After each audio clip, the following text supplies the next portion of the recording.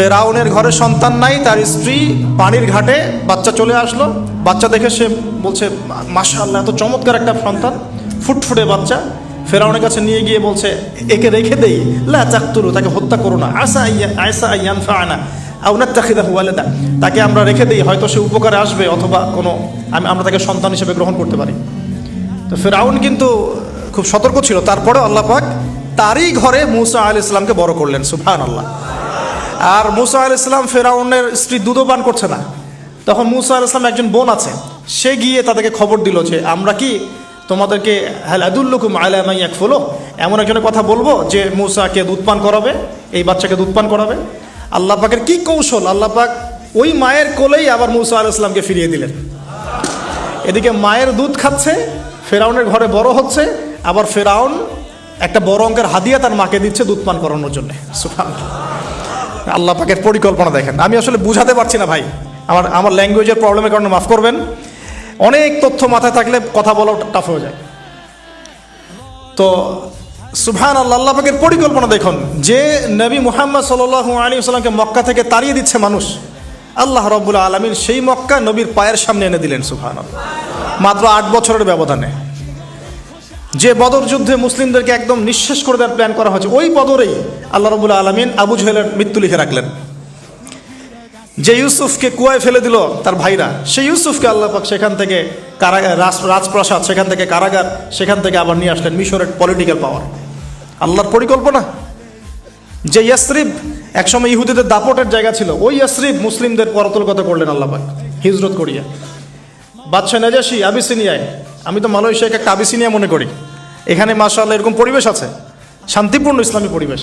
বাদশাহ নাজাশির এরকম একটা পরিবেশ ছিল। বাদশাহ নাজাশি কিন্তু মুসলিম ছিল না, সে খ্রিস্টান ছিল। তারপরেও নবীজি বলতেন বাদশাহ নাজাশির রাজ্যে কেউ জুলুমের শিকার হয় না, সুবহানাল্লাহ, যদিও সে মুসলিম ছিল না। ওখানে ইসলাম নিয়ে গেলেন আল্লাহ পাক, ওখান থেকে পুরো আফ্রিকায় ইসলাম ছড়িয়ে পড়লো, সুবহানাল্লাহ। এক খালেদ বিন ওয়ালিদ রাদিয়াল্লাহু আনহু, যার হাতে উহুদ যুদ্ধে বহু মুসলিমের প্রাণ গিয়েছে না, সেই মানুষকে আল্লাহ রাব্বুল আলামিন হেদায়েত দিয়ে 100টা যুদ্ধ করিয়েছেন, সুবহানাল্লাহ। আল্লাহ পাকের পরিকল্পনা আমরা বুঝতে পারবো না, আল্লাহ পাকের পরিকল্পনা আমরা বুঝতে পারবো না। ওয়া মাকারুল্লাহ, তারা কৌশল করে, আল্লাহ পাকও পরিকল্পনা করে। দেখেন এই যে প্যালেস্টাইন নিয়ে এত সমস্যা করছে না, আল্লাহ পাকের কি পরিকল্পনা, সুবহানাল্লাহ। আল্লাহ পাক সমস্ত জিউসদেরকে ওইখানে একত্রিত করেছেন, কেন জানেন? আল্লাহ পাক এই যে 1914 থেকে নিয়ে 2023 এই যে সালগুলো চলছে, 100 বছর, লাস্ট 100 বছরে সারা ওয়ার্ল্ডের জিউসদেরকে ওখানে একত্রিত কেন করেছেন জানেন? যেইভাবে আল্লাহ পাক ফেরাউনের দলবলকে লোহিত সাগরে ডুবিয়ে দিয়েছেন, ওইভাবে আল্লাহ পাক প্যালেস্টাইনিদের সবাইকে ডুবাবে ইনশাআল্লাহ। এটাও আল্লাহ পাকের একটা বড় পরিকল্পনা। এটা ওরা বুঝতে পারছে না, কিন্তু সময় সাক্ষী দেবে ইনশাআল্লাহ, দেখে নিন। আমরা 100% হলফ করে বলতে পারি এটা হবেই ইনশাআল্লাহ।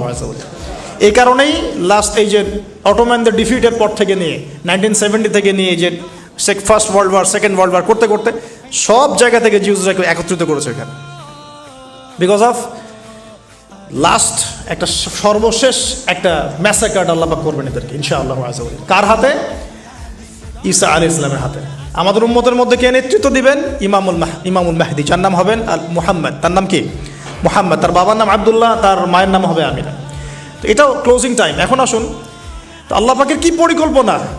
যৌবনকালটা আল্লাহ পাক মূসা আলাইহিস সালামকে ফেরাউনের ঘরেই কাটালেন, এবং আল্লাহ পাক মূসা আলাইহিস সালামকে দুটো গুণাবলী দিয়ে বড় করলেন। দুটো গুণাবলী মনে রাখবেন। এক হচ্ছে কওয়ী, তিনি শক্তিশালী ছিলেন, ফিজিক্যালি অনেক শক্তিশালী ছিলেন। আমিন মানে বিশ্বস্ত ছিলেন, কওয়ীউল আমিন, মনে থাকবে ইনশাআল্লাহ।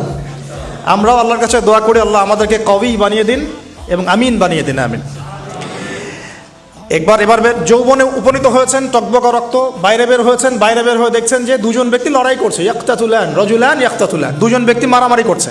একজন মিন শিয়াতি, তার বনু ইসরাইল কওমের মধ্যে, আরেকজন হচ্ছে আদুবি, তার শত্রুর মধ্যে। তো মূসা আলাইহিস সালাম গিয়ে সাহায্য করতে চাইলেন তার কম। আমরা বলি না দেশি ভাই সাপোর্ট দিই, তাই না? আচ্ছা, তো মূসা আলাইহিস সালাম গিয়ে সাপোর্ট দিতে গিয়ে শুনেন, ফাওয়াকাযাহু মূসা ফাকাদা আলাইহি, মূসা আলাইহিস সালাম মাত্র একটা ঘুষি দিয়েছেন, এক ঘুষিতেই ওই ব্যক্তি ডেড, স্পট ডেড। এই যে আমি গত একটা লেকচারে বলেছিলাম, চাইনিজ কন্টিনেন্টে যে মার্শাল আর্টসগুলো গড়ে উঠেছে এই কোরআন থেকে গড়ে উঠেছে। তার আগে ওদের সভ্যতা ছিল, সংস্কৃতি ছিল, ঠিক আছে। এক ঘুষিতে মানুষ মারা যায়, এটা কোরআন বলেছে। এক ঘুষিতে মানুষ মারা যায়, এটা কোরআন বলেছে। ওরা এখন রিসার্চ করে বের করে যে 6টা-7টা স্পট আছে মানুষের দেহে, এক ঘুষিতে মানুষ মারা যেতে পারে। কোরআনকে আমরা মূল্যায়ন করি না, কিন্তু কোরআনকে সারা দুনিয়ার অমুসলিমরা মূল্যায়ন করে ওদের স্বার্থে তারা আমাদের কোরআনকে মূল্যায়ন করে, আমাদের হাদিসকে মূল্যায়ন করে। আমরা করতে চাই না, আল্লাহ মাফ করুক আমাদেরকে। আমরা কোরআন পড়তে চাই না, গবেষণা করতে চাই না, অর্থ বুঝতে চাই না, একটু আরবি ভাষা শিখতে চাই না, কোরআনের বালাগাত ডেইলি একটু তেলাওয়াত করবো এক পারা, সেটা করতে চাই না।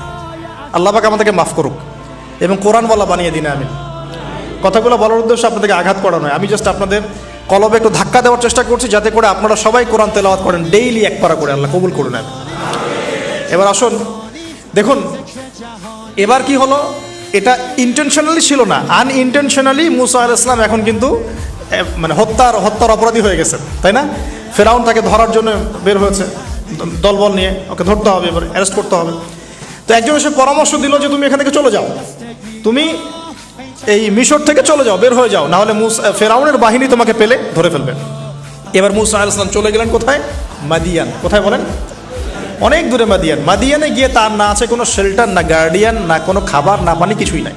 ঠিক নবী সাল্লাল্লাহু আলাইহি ওয়াসাল্লামের সাহাবীরা হিজরত করেছেন আবিসিনিয়ায়, নবীজি হিজরত করেছেন একবার তায়েফে, ওখানে মার খেয়ে চলে আসতে হয়েছে না? মনে আছে? তায়েফের 3টা গোত্র ছিল, আব্দে ইয়ালাইল, আব্দে মাসউদ, হাবিব বিন আমর, এই 3 গোত্রের নেতা ছিল। এরা নবী সাল্লাল্লাহু আলাইহি ওয়াসাল্লামকে ছোট ছোট বাচ্চাদেরকে দিয়ে পিটিয়েছিল, নাউযুবিল্লাহ। তারপরে নবীজি বদদোয়া করেন নাই, ওখান থেকে চলে আসছেন মক্কায়। আমি গুছিয়ে বলছি শর্ট করে। তো এভাবে মুসা আলাইহিস সালামকেও হিজরত করতে হয়েছে। দেখেন, আবার নবীজিকে হিজরত করতে হচ্ছে মদিনায়। তার মানে হিজরা বিষয়টা ইসলামের সাথে সম্পৃক্ত। পরিবেশ পরিস্থিতি অনুকূলে না থাকলে, যেখানে ভালো পরিবেশ সেখানে গিয়ে মানুষ থাকতে হবে। আলহামদুলিল্লাহ, এখানে ভালো পরিবেশ আছে, আপনারা ভালো পরিবেশ পেয়েছেন। কিন্তু যারা চ্যালেঞ্জ গ্রহণ করে সমাজের জাহিলিয়াতগুলোকে সরানোর চেষ্টা করবে, সংস্কারের চেষ্টা করবে, তারা আল্লাহর কাছে অনেক বেশি পছন্দের। তার মানে প্রথম ফাইট আমাদেরকে করতে হবে। করতে করতে গিয়ে এক পর্যায়ে যদি দেখি যে না আর পারছি না, তখন কি? হিজরা। এটা মাথায় রাখতে হয়। এখন নবী সাল্লাল্লাহু আলাইহি ওয়াসাল্লামকেও করতে হচ্ছে। মুসা আলাইহিস সালাম চলে গেলেন মিশর থেকে কোথায় বলেন? মাদিয়ানে। তখন আরেকজন নবী ছিলেন, তার নাম কি? শুআয়ব। মাশাআল্লাহ, শুআয়ব আলাইহিস সালাম। শুআয়ব আলাইহিস সালাম সম্পর্কে আল্লাহ পাক বলেছেন তিনি অত্যন্ত চমৎকার বাগ্মী ছিলেন। মানে তিনি নবীদের মধ্যে অনেক সুন্দর করে কথা বলতে পারতেন। সুবহানাল্লাহ, সুবহানাল্লাহ। তো শুআয়ব আলাইহিস সালামের কওমের নাম কওমে মাদিয়ান। বলে রাখি, এই কওমে মাদিয়ানকে আল্লাহ রাব্বুল আলামিন ধ্বংস করেছেন সর্বপ্রথম ভূমিকম্প দিয়ে। কি দিয়ে? পৃথিবীতে সর্বপ্রথম যে জাতিকে ভূমিকম্প দিয়ে ধ্বংস করা হয়েছে তার নাম কওমে মাদিয়ান। কেন ধ্বংস করা হয়েছে? মাপে কম দিত। কি করতো? যেটা এখনকার ওয়ার্ল্ডের ইকোনমিক সুন্নাহ, নাউযুবিল্লাহ। মানুষকে ঠকানো এখনকার ওয়ার্ল্ডের ইকোনমিক সুন্নাহ। এবং এই মানুষকে ঠকানোর জন্য ইকোনমিক সেকশনে রিবা চালু করা হয়েছে। রিবা, সব জায়গায় রিবা, এভরি সিঙ্গল সেক্টর, যেটা under the foundation of world bank আর IMF। রিবা আছে কি নাই? আর আমরা তো রিবাটাকে এখন মনেও করি না যে মায়ের সাথে জেনা করছি, মায়ের সাথে জেনা করছি। এটাই তো হাদিসের কথা। রিবার 70 শাখা আছে পাপের, 73 শাখা আছে পাপের, সর্বনিম্ন শাখা মায়ের সাথে জেনা করা, নাউযুবিল্লাহ। তো এটা ইকোনমিক সুন্নাহ হয়ে গেছে না এখন? মানুষকে ঠকানো, মাপে কম দেওয়া, রিবা। আর আমরা তো মাশাআল্লাহ ঘুষ ছাড়া কিছু হয় না, দুর্নীতি ছাড়া হয় না, আর টেবিল পাসই হচ্ছে না। আল্লাহ মাফ করুক আমাদেরকে। তবে এগুলা আমাদের ইবাদতকে নষ্ট করে ফেলছে। কারণ হারাম রিজিক থাকলে ইবাদত, দোয়া কবুল হয় না। আল্লাহ পাক আমাদেরকে হালাল খাওয়ার তৌফিক দান করুন। এখন প্রিয় ভাইরা, ওখানে গিয়ে কিচ্ছু নাই, নিঃস্ব অবস্থায় কি দোয়া করতে পারেন একজন মানুষ? এই দোয়াটা শিখে নেন, ইনশাআল্লাহ আপনার জীবনের সমস্ত সংকট কেটে যাবে ইনশাআল্লাহ। আমি নিজেও এই দোয়াটা বেশি বেশি করার চেষ্টা করি। দোয়াটা হচ্ছে, মুসা আলাইহিস সালাম একটা গাছের নিচে হেলান দিয়ে বসলেন, বসে দেখলেন দুইজন মেয়ে দাঁড়িয়ে আছে দূরে, পানি নিতে পারছে না। লোকজন পানি নিয়ে যাচ্ছে, ওরা দাঁড়িয়ে আছে বেচারি। মুসা আলাইহিস সালাম গিয়ে বললেন, কি সমস্যা আপনাদের? এটা নিয়ে আপনারা আবার মেয়েদের সাথে কথা বলার চেষ্টা করেন, ঠিক আছে? তো মাহারাম গায়রা মাহারাম মেনে চলে। তারা বললেন যে আমাদের বাবা অনেক বৃদ্ধ মানুষ, আমরা পানি নিতে পারি না যতক্ষণ না আমাদের কম পানি নিয়ে চলে যায়। তো মুসা আলাইহিস সালাম তো একটু বললাম না, ফিজিক্যালি খুব স্ট্রং ছিলেন, থাকে না বডি বিল্ডার, সামনে গিয়ে কথা বলে সরো পানি দিতে দাও, তখন মানুষ একটু মূল্যায়ন করে না। তো মুসা আলাইহিস সালাম এভাবে পানি নিয়ে দিলেন এবং বাছুরদেরকে পানি পান করালেন, করিয়ে গাছের নিচে এসে বসে আছেন। বসে বসে তিনি দোয়া করছেন। এই যে দোয়াটা তিনি দোয়া করছেন, রব্বি, একটা নেক কাজ করলেন না, মানুষের উপকার করলেন, নেক কাজ করে এসে গাছের নিচে বসে দোয়া করছেন, আল্লাহ এখানে তো আমার খাবার পানি বাসস্থান কিছুই নাই, আমি কি করব? রব্বি ইন্নি লিমা আনজালতা ইলাইয়া মিন খায়রিন ফাকির। রব্বি ইন্নি লিমা আনজালতা ইলাইয়া মিন খায়রিন ফাকির। আবার বলেন, রব্বি ইন্নি লিমা আনজালতা ইলাইয়া মিন খায়রিন ফাকির। অর্থ হচ্ছে, হে আল্লাহ, তুমি তোমার পক্ষ থেকে আমার উপরে যে নিয়ামতগুলো দিবে, আমি এর জন্য ফকির হয়ে বসে আছি আল্লাহ। অর্থ বুঝে পড়বেন ভাই, নামাজ রোজা হজ জাকাত যাই করেন আল্লাহর ওয়াস্তে অর্থ বুঝে পড়বেন। অর্থ বুঝে পড়লে আপনার ইবাদতের স্বাদ পাবেন, তৃপ্তি পাবেন, আল্লাহর সাথে কানেকশন হবে, আল্লাহর নূর পাবেন, মাআরিফত পাবেন, সত্য স্বপ্নও দেখবেন তখন ইনশাআল্লাহ। তখন শুয়ে শুয়ে সত্য স্বপ্ন দেখবেন ইনশাআল্লাহ। আল্লাহ পাক তৌফিক দান করবেন। এবার আল্লাহ পাকের সাহায্য নেমে আসলো, ওই দুই মেয়ের মধ্যে একজন হেঁটে হেঁটে চলে আসছে। এবার এই মেয়ের হাঁটা সম্পর্কেও কোরআন কথা বলেছে, সুবহানাল্লাহ। এই মেয়ে কিভাবে হেঁটে এসেছে এই হাঁটার বর্ণনাও কোরআন দিয়েছে। কোরআন বলেছে এই মেয়ে হেঁটে আসছে লাজুক পায়ে। কি পায়ে? এখন আপনি এই পুরো ওয়ার্ল্ডের মেয়েদের হাঁটা দেখেন, লজ্জা আছে? তাহলে মেয়েদের সাথে লজ্জা একটা গভীর সম্পর্ক আছে। এই মেয়ের প্রশংসা আল্লাহ পাক কোরআনে করলেন, লাজুক পায়ে লাজুক ভঙ্গিতে অবনত নয়নে সে হেঁটে আসলো। এই মেয়ে এসে বলছে, আমার বাবা আপনাকে ডাকেন, আমার বাবা আপনাকে ডাকছেন। তিনি গেলেন, বাবা শুআয়ব আলাইহিস সালাম। তখন এক বোন ইনডাইরেক্টলি বাবাকে বোঝাচ্ছে যে বিয়ে শাদী দিলে ভালো হয়। এক বোন বলছে যে আপনি তো তাকে পুরস্কৃত করতে চাচ্ছেন, তাহলে এইরকম কবিউন আমিন একজন মানুষকে সবচেয়ে ভালোভাবে পুরস্কৃত করা যায় তার যথাযোগ্য প্রতিদান দেওয়ার মধ্য দিয়ে। তো মেয়ের ইশারা বাবা বুঝেছেন, তিনি নিজের এক মেয়ের সাথে মুসা আলাইহিস সালাম বিয়ে দিলেন, সুবহানাল্লাহ। তবে শর্ত দিলেন, দেনমোহর কি? মোহর তো নাই। মোহর কি? এবার মোহর হচ্ছে 8 বছর তোমাকে আমার ফার্মে কাজ করতে হবে। এটা আগেকার একটা স্টাইল ছিল, সুন্নাহ। এটা এখন নাই যদিও, আগে এরকম ছিল যে দেনমোহর দেওয়ার জন্য এই একটা পদ্ধতি ছিল। যেমন ইয়াকুব আলাইহিস সালামের ক্ষেত্রেও এরকম 7 বছরের কথা আসছে, তিনি 7 বছর তার শ্বশুরের ফার্মে কাজ করেছেন। এটা নতুন ছিল না ওই সময়, এটা কমন ছিল। এখন যেমন আমাদের দেশে কমন 10 লাখ টাকা মোহর হবে, 10,000 টাকা দিব, বাকিটা সব বাকি, তাই না? তো এরকম আর কি কমন কিছু বিষয় থাকে আর কি।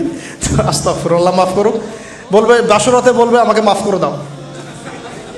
শুরুতেই নিজের গায়রথহীনতার পরিচয় দিল। আবার এদিকে শ্বশুরের কাছে মাশাআল্লাহ মোটা অঙ্কের ডোনেশন নিতে চাচ্ছে, যৌতুক। বিয়ে আমাদের ওখানে মাশাআল্লাহ মানে কেনা বেচা, মেয়ে বিক্রি করতেছে আর ছেলে কিনতেছে। এবার 8 বছর পূর্ণ করা হলো, তিনি আরও 2 বছর 10 বছর পূর্ণ করলেন। এই 10 বছরে মুসা আলাইহিস সালাম নববী পরিবেশ পেলেন, অভিভাবক পেলেন, স্ত্রী পেলেন, প্রেমময়ী সন্তান ইত্যাদি সব কিছু। এবার আল্লাহ রাব্বুল আলামিন